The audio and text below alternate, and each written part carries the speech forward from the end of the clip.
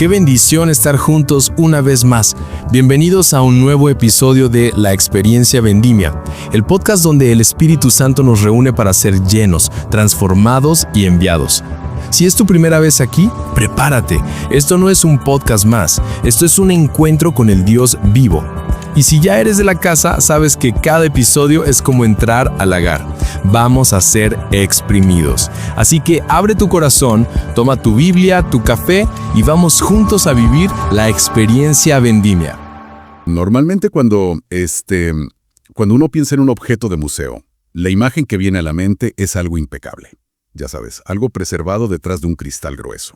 Claro, algo intocable, que está iluminado por luces suaves y cuyo único propósito es ser admirado, en completo silencio desde la distancia.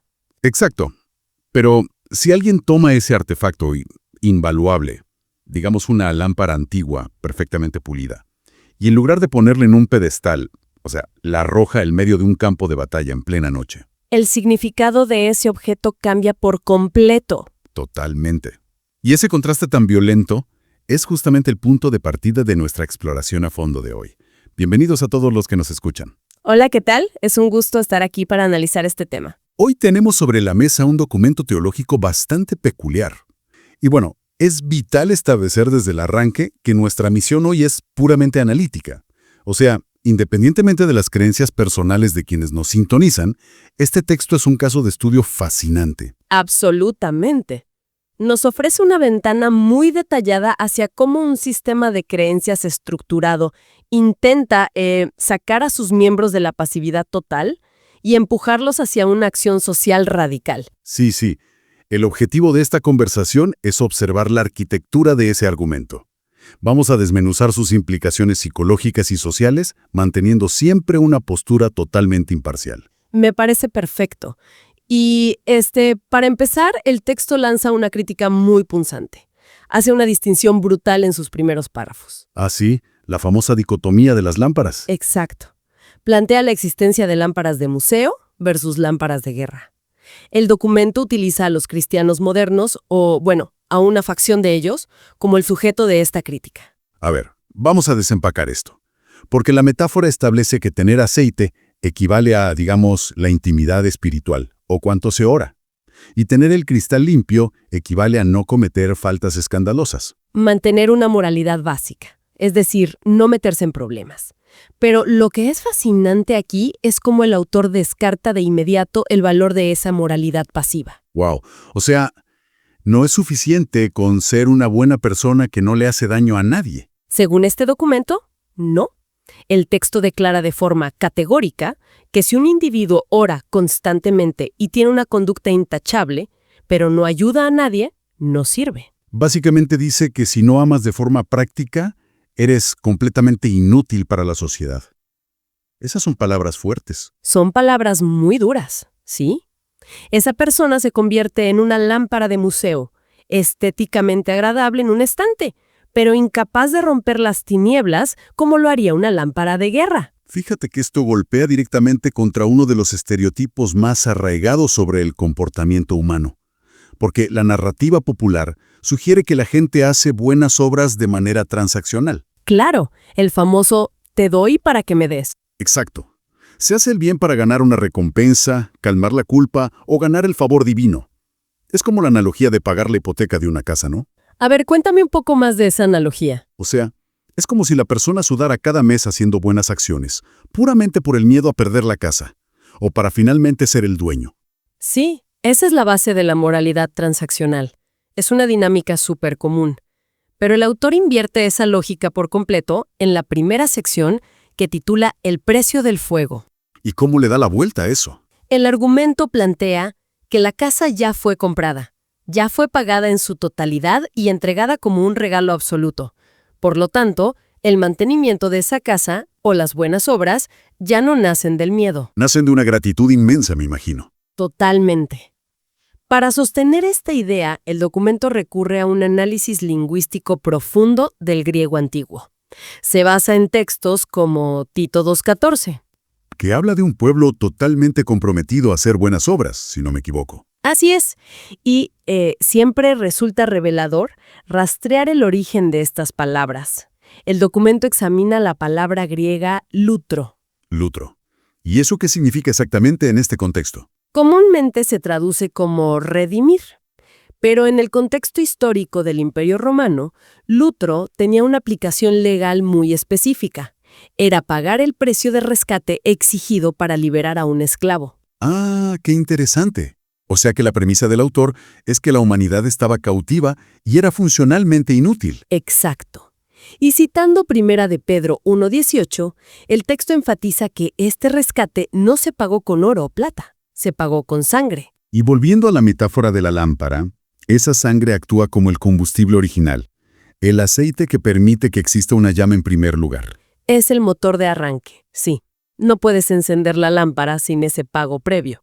Y a eso se suma un segundo término griego muy importante, que es catarizo. Catarizo, suena a catarsis, ¿tiene que ver con limpiar? Exactamente. Significa limpiar o purificar. Pero aquí la limpieza del cristal de la lámpara no tiene un fin estético. El propósito es asegurar que la luz no se distorsione al pasar por el vidrio. Claro, para que alumbre bien. Sí, y en términos prácticos, significa que cuando una persona realiza una buena obra, el motivo no debe estar contaminado. No debe buscar reconocimiento social o alimentar el ego. O sea, el texto cita Efesios 2:8, para cimentar que la gracia es lo que salva, pero las buenas obras son el propósito final, fueron preparadas de antemano. Básicamente, la lógica dicta que la persona no sirve a los demás para que la amen. Sirve porque ya fue amada de manera incondicional. Bueno, si aceptamos esa premisa, que el precio de esa lámpara ya fue pagado y el rescate se completó, esto empuja inevitablemente a otra interrogante. ¿A quién le pertenece ahora esta lámpara? Exacto. ¿Y quién decide dónde debe brillar?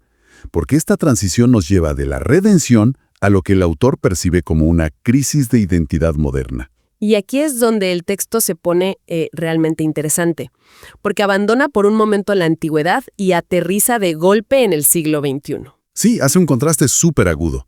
Compara las métricas modernas de valor humano con el valor tasado en esta creencia. Señala cómo en la actualidad el valor de un individuo suele medirse por, ya sabes, el tamaño de su cuenta bancaria O su posición en una empresa. o cuántos seguidores tiene en redes sociales. Totalmente. Y si conectamos esto con el panorama general, vemos que el autor diagnostica una epidemia de depresión, una falta de propósito dentro de las propias congregaciones. ¿Cómo afecta esta crisis de identidad a la psicología de los creyentes según el texto? El argumento sugiere que muchos experimentan una disonancia cognitiva severa.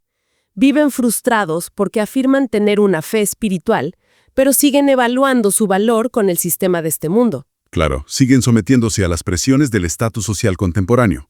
Están usando una regla financiera para medir algo que, según el texto, ya fue tasado en una cruz. Exactamente. Y para abordar este problema de identidad, el documento introduce otro concepto lingüístico, la palabra periusios. Periusios. A ver, cuéntanos qué significa eso y cómo responde a esta crisis de autoestima. Históricamente, esta palabra no describía una propiedad común. Se usaba para referirse al tesoro personal, privado y exclusivo de un rey, es decir, la joya de la corona. ¡Wow! La posesión que el monarca aparta solo para sí mismo.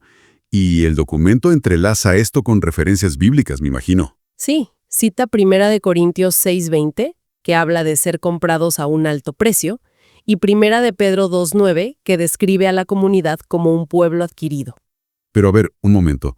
Decirle a un grupo de personas que son la joya exclusiva de un rey, o sea, suena como una receta perfecta para el desastre psicológico.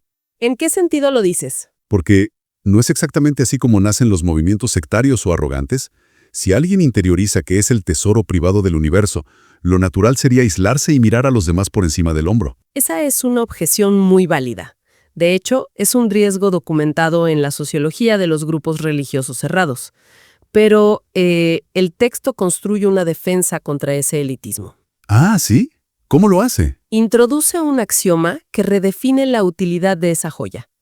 El documento dice, y cito casi textual, que cuando una lámpara está en la casa del rey, no alumbra para sí misma. Alumbra donde el rey la coloca. Ah, claro.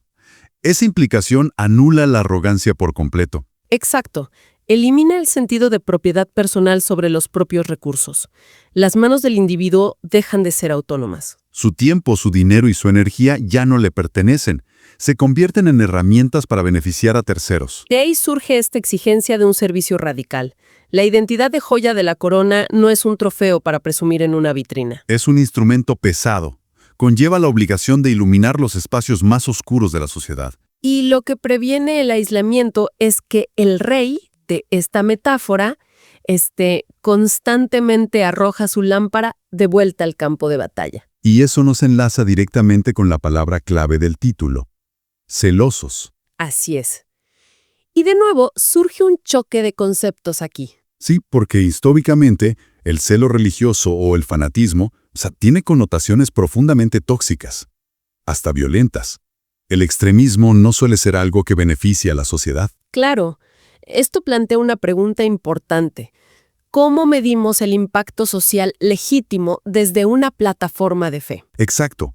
¿Cómo redefine el texto este fanatismo para que no sea una fuerza destructiva? El autor desglosa la frase celoso de buenas obras yendo a la raíz griega celotes.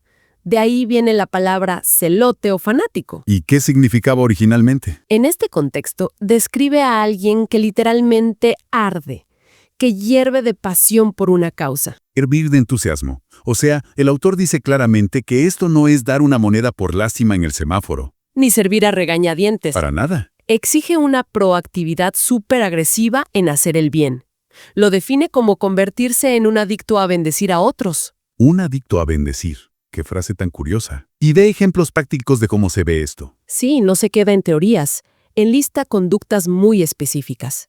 Que el individuo se emocione al evangelizar, que busque activamente oportunidades para perdonar en lugar de guardar rencor. O sea, ser el primero en correr al hospital a orar por un enfermo, o reaccionar más rápido que nadie ante la necesidad de otro. Todo fundamentado en pasajes como Gálatas 6:9, sobre no cansarse de hacer el bien, y Mateo 5:16. Que dice que dejes que tus obras brillen para que otros alaben al Padre. O sea, el objetivo no es el aplauso personal, es dirigir el reconocimiento hacia lo divino. Exacto. Y para ilustrar esto de forma más impactante, el autor plantea un escenario de un juicio hipotético que es bastante confrontativo. Ah, sí, esa parte es buenísima. Propone imaginar que te llevan a juicio solo por ser cristiano. Y la tesis es que en ese tribunal el fiscal no debería necesitar analizar tus discursos teológicos. El juez debería encontrar pruebas materiales y abrumadoras en la vida de las personas a las que has servido. ¡Qué fuerte! O sea, los testigos de defensa no serían otros teólogos, sino familias restauradas o gente vulnerable que recibió alimento gracias a ti. Es una métrica de validación que desafía toda la retórica vacía. Argumenta que el mundo está cansado de discursos religiosos y exige luz encarnada en acciones reales. Es que si falta el servicio, la lámpara está apagada. No importa qué tan limpio tengas el cristal. Totalmente. Si existe esa intimidad divina y esa limpieza, el resultado ineludible tiene que ser un fuego incontrolable por el servicio público. Pero a ver, toda esta teología sofisticada, todo el griego antiguo, todo eso carecería de peso si se quedara flotando en la abstracción, ¿no? Sí, por supuesto. Sería pura teoría. Pero el texto toma todo este bagaje y le asigna un destino físico y geográfico. Tiene un sentido de urgencia evidente. Pasamos de la teoría al terreno de operaciones. ¿Cómo aterriza el argumento en la conclusión? El aterrizaje es muy táctico. Retoma la dicotomía del museo y la guerra, pero lanza una advertencia que el autor llama profética. Dice, si retienes la luz, la lámpara se ahogará. Esa imagen es súper poderosa. Imaginar el fuego ahogándose en su propio humo porque le falta oxígeno. Y para evitar ese colapso, el documento exige redefinir por completo los espacios de congregación. Rechaza que sean clubes sociales para gente santa. En su lugar, impone la terminología de una base militar. Que bueno, admito que usar lenguaje militar en contextos religiosos a veces genera cierta incomodidad en la gente. Claro, suena agresivo. Genera incomodidad porque se asocia con conflicto armado o dominación. Pero aquí la metáfora se centra en la logística y el despliegue. O sea, no en la violencia física. Exacto. Una base militar no es un resort para la comodidad de las tropas, es un centro de equipamiento, de estrategia, de recuperación. Su único propósito es preparar a la gente para salir a ejecutar misiones en terreno hostil. ¿Y cuáles son esas misiones específicas que detalla el autor? Las operaciones incluyen hacer el bien sistemáticamente, restaurar dinámicas familiares rotas, crear redes para dar de comer al hambriento y predicar libertad a los cautivos. Ya sea un cautiverio emocional o físico. En esencia, es un programa intensivo de bienestar social operado por una maquinaria teológica. Así es. Y el texto cierra con lo que llaman un llamado al altar. Funciona como un plan de acción de 3 pasos. Y es muy interesante ver a quién va dirigido. Sí, porque ataca barreras psicológicas súper comunes. El primer llamado confronta la apatía directamente. Convoca a los que vienen por costumbre, a los que solo calientan una silla. Busca despertar a esas lámparas de museo que perdieron la pasión por servir. El segundo llamado aborda el miedo, ¿verdad? El temor a la presión social. Exactamente. Se dirige a quienes sienten pánico de brillar o hacer visibles sus convicciones en su trabajo corporativo o en la universidad. Les exige romper la autocensura. Dejar de esconder la lámpara por miedo al rechazo de la cultura secular. Y el tercer punto es donde esto deja de ser universal y se vuelve superlocal. Sí, pide que el Espíritu Santo imparta ese celo, ese entusiasmo hirviente, para transformar de manera tangible a una ciudad específica, a Loja. O sea, el objetivo de todo esto no es ganar un debate en Internet. Es que los barrios y las calles de Loja experimenten un beneficio material a través de estas lámparas de guerra. Es la demostración final de cómo un marco teórico antiguo se adapta para exigir responsabilidad urbana en el presente. Bueno, entonces, ¿qué significa todo esto para la mente curiosa que nos escucha hoy? Al diseccionar este documento, vemos que es un antídoto sumamente agresivo contra la pereza moral. Estoy totalmente de acuerdo. Incluso si lo sacas del contexto religioso, es una clase magistral sobre cómo alinear tu identidad con la acción social. Nos enseña que tener el cristal limpio, o sea, no hacer daño y pagar tus impuestos, es insuficiente si no estás rompiendo las tinieblas de tu entorno. El imperativo no es solo abstenerse del mal, es ejecutar un bien tan contundente que sea imposible de ignorar. Y analizando ese imperativo de acción, me comentabas antes de grabar una reflexión final que me pareció fascinante, algo sobre la salud mental. Ah, sí. Quería dejarle esto a la audiencia para que lo mastiquen. Si retomamos esa advertencia de que la lámpara se ahogará si retiene su luz, hay un paralelo increíble con nuestra cultura moderna. ¿Cómo se conecta esto con el agotamiento o el burnout moderno? Vivimos en una era epidémica de burnout y crisis de propósito. Solemos pensar que nos agotamos por hacer demasiado, por correr muy rápido. Claro, el exceso de actividad. Pero, basándonos en la lógica de este texto, ¿qué tal si el agotamiento moderno no proviene de gastar demasiada energía, sino de contenerla? ¡Wow! O sea, ¿sugieres que el colapso viene de la represión de nuestra propia luz? Piénsalo. Una lámpara está diseñada para arder. Si la tapas, no le alargas la vida útil, la asfixias. ¿Qué tal si el ser humano se ahoga emocionalmente, no cuando hace demasiado, sino cuando retiene su luz por miedo o apatía? O por tratar de impresionar al sistema del mundo acumulando dinero o likes. Esa premisa te vuela la cabeza. ¿Es posible que la sensación de ahogo generalizada venga de no estar ardiendo por ninguna causa más grande que uno mismo? Exacto. El acto de contener nuestro propósito vital podría ser la verdadera causa de la asfixia emocional de nuestra época. Es una provocación intelectual formidable para cerrar la sesión de hoy. A quienes nos acompañan en estos análisis, la invitación queda abierta. Cuestionen en qué áreas se han conformado con ser una pieza de museo impecable. Y busquen dónde pueden empezar a ser luz activa. Una lámpara de guerra en su propio entorno. Ha sido una conversación espectacular. Gracias a todos por escucharnos. Hasta el próximo análisis a fondo. Familia, llegamos al final de este episodio, pero no al final de lo que Dios comenzó hoy en ti. Lo que escuchaste no fue casualidad, fue Dios hablándote al oído, diciéndote te veo, te amo y tengo un propósito mayor para tu vida. Nos encontramos en el próximo episodio, porque el lagar nunca cierra y el vino nuevo sigue fluyendo. Esto fue una producción de Vendimia Church.